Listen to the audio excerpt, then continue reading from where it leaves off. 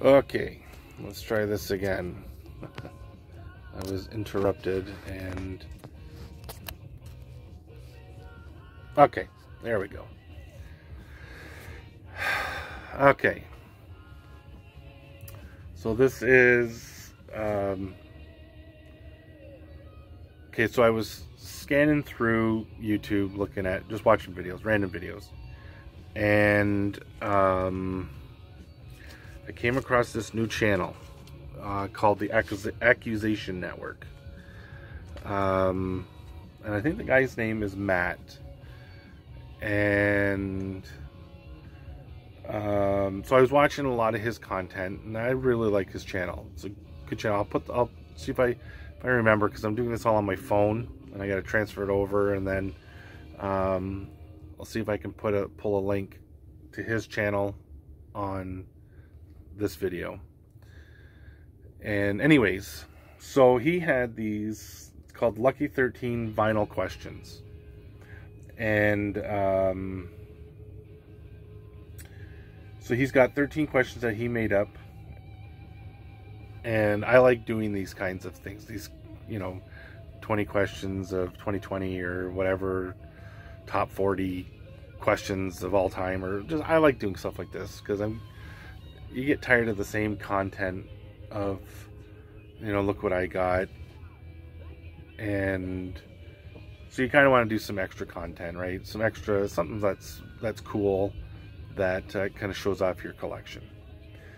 So I got 13 questions here that I'm gonna do, and yeah, so we'll get going here. Anyways, in the background, if you can hear it, is Scorpions Volume 2, which is a compilation album, and it's got it's all the older stuff from the first few albums, the Uli Jon Roth era.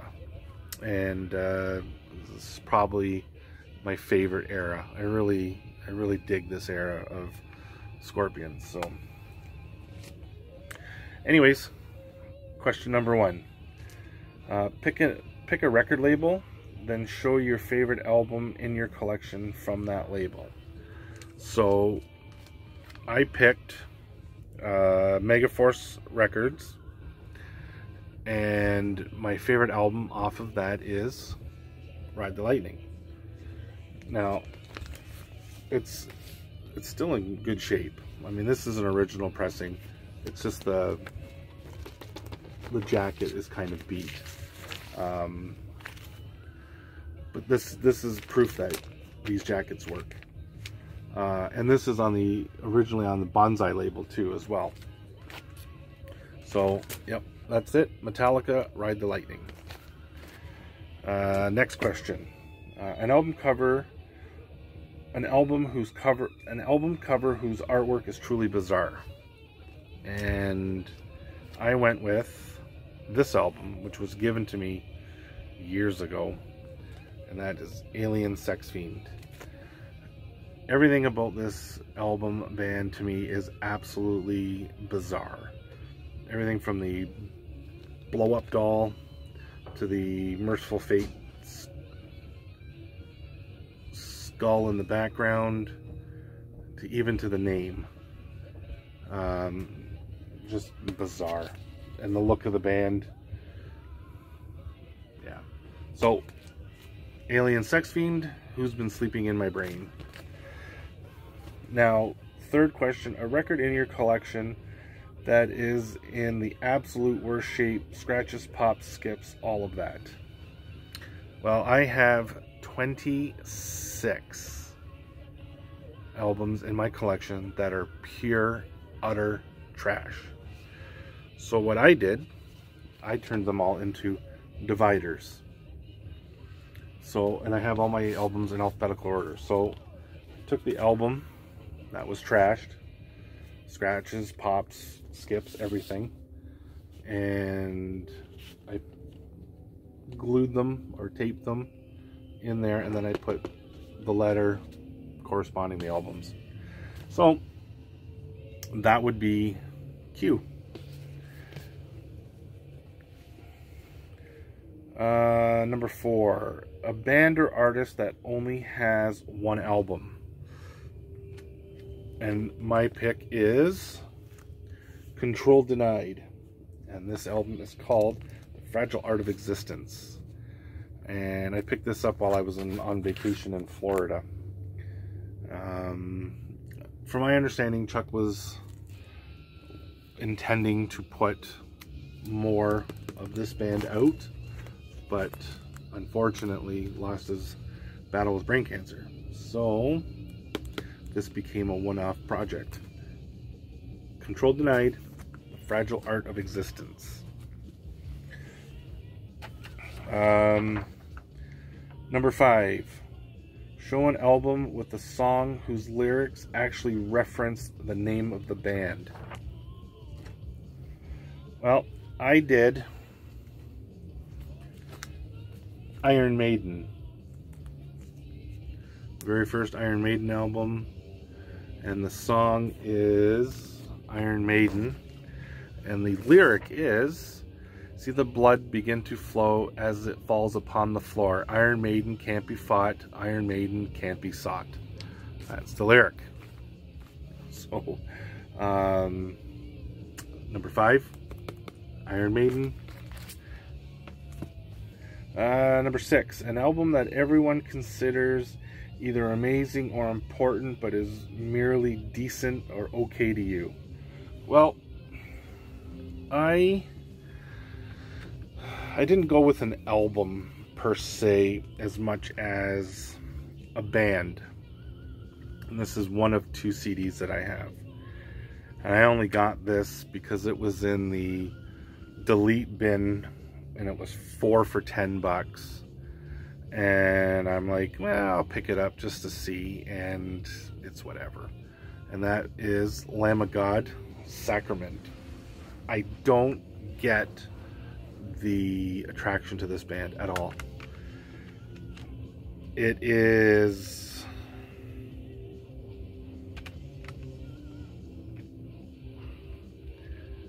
a poor man's Pantera, I guess you could call it. I don't get the whole thing, everything from the name of the band to the band. It's got some cool licks. It's got some okay songs. I find that they just are, I don't know, I don't get the whole attraction to this band. I don't see why they're so big. To me, it's just nu metal drivel. I don't even know what. Yeah, I guess you could put him as nu metal. I don't know. If you like him, that's great. Hey, to each their own. I just think that this is just, it's just whatever. It's nothing that I would, like I said, I bought their CD, The Duke, because it was $5. And I hadn't heard anything, and I got it, and I'm like, okay, it's alright.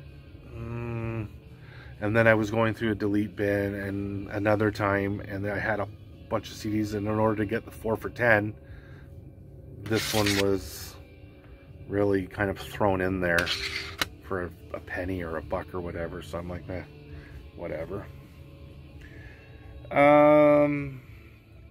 Number 7, an album that many fans of this genre might have missed. Okay, so I went with speed metal, and I'll show you why I say speed metal.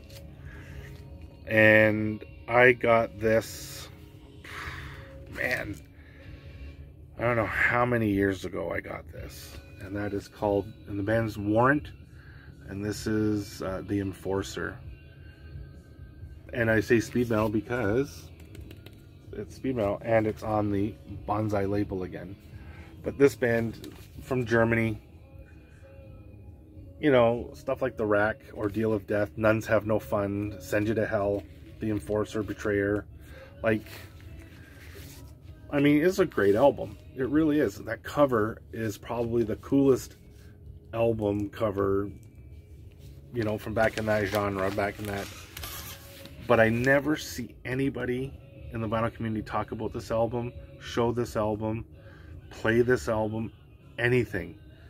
And to me, I think that people, if you have never heard of this and you're into thrash or speed metal, I think that this is like an unfound gem.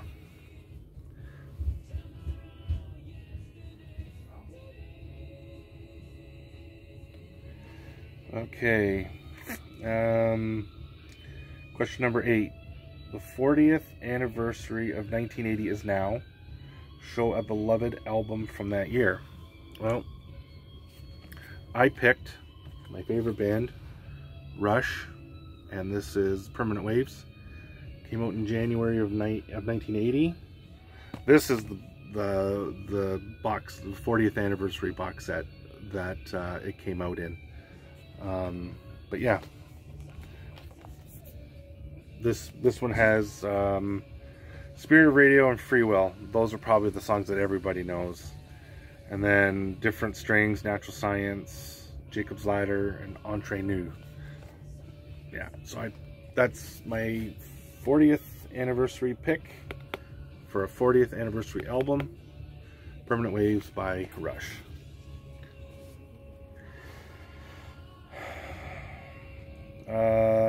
Number 9, an album that represents a musical departure for a band or artist. And another CD that I have. I don't have this on vinyl, and I will never own it on vinyl. I hate this friggin' album. And that's The Burning Red by Machine Head. They went from being ultra cool to ultra crap, all within one album. This is complete nu metal drivel. My best friend loves this album. I think it's crap. So this kind of, and then they put out, I think, Supercharger after this, which was kind of like this, and then it started to go on, and then they got better, but they redeemed themselves later years. But this drivel, when Rob had his hair all in little, it's horrible. Number 10, a band or artist you avoided in your youth but you really dig now. Well, there wasn't too much metal that I avoided, except for a lot of the overtly satanic stuff. I didn't gravitate to that. But classic rock, there was a lot of bands that I was like, no. But now I absolutely love. And one of them is The Doors. I just happened to grab this one because it was up there. But this is Soft Parade. But yeah, The Doors, they had a lot of great songs. And just really cool stuff.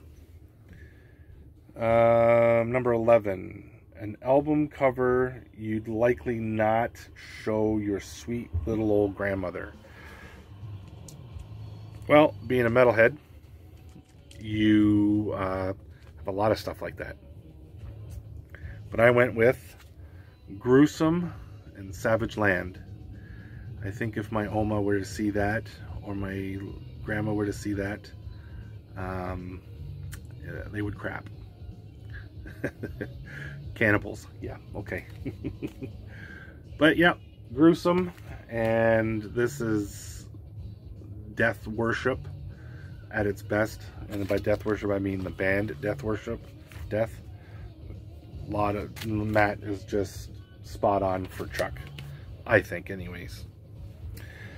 Number 12. Show an album that has a childhood significance for you and tell the viewers why. Well, this one, because I was into metal, but I was into a lot of secular metal. And being a Christian, you're always kind of looking for, you know, a Christian alternative. Well, back then, I was introduced to this band. And this album in particular. And this fed my metal hunger, but it also fed my soul because of the fact that these guys were Christian and their lyrics are very Christ-centered Christian lyrics, and everything right down to the name of the band, right from Isaiah 53:5.